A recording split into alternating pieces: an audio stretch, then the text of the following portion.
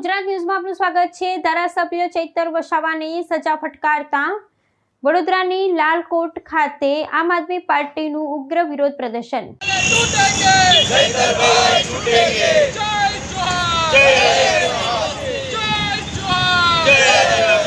નર્મદા જિલ્લાની sessions court દ્વારા ડેડિયાપાડાના આમ આદમી પાર્ટીના ધારાસભ્ય ચૈતર વસાવા અને તેમના પત્ની સહિત 9 લોકોને 7 વર્ષની સખત કેદની સજા ફટકારવામાં આવતા વડોદરામાં આમ આદમી પાર્ટી દ્વારા ઉગ્ર વિરોધ પ્રદર્શન યોજવામાં આવ્યું હતું। વડોદરાની લાલકોટ ન્યાય મંદિર વિસ્તાર બહાર એકઠા થયેલા પાર્ટીના કાર્યકરો અને સમર્થકોએ હાથમાં બેનરો તથા પોસ્ટરો પ્રદર્શિત કરી શાસક પક્ષ વિરુદ્ધ ભારે સૂત્રોચ્ચાર કર્યા હતા।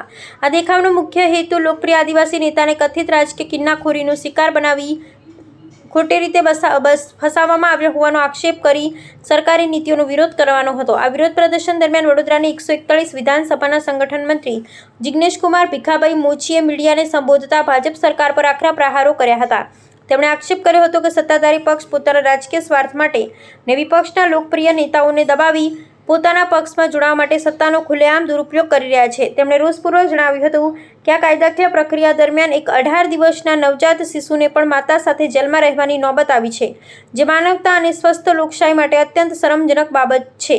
મીડિયા સાથેની વાતચીતમાં આમ આદમી પાર્ટીના નેતાઓએ સ્પષ્ટ કર્યું હતું કે પાર્ટીને દેશની ન્યાય પ્રણાલી પર સંપૂર્ણ ભરોસો છે અને તેઓ નીચલી કોર્ટના આ ચુકાદા સામે ઉપલી કોર્ટમાં અપીલ દાખલ કરશે।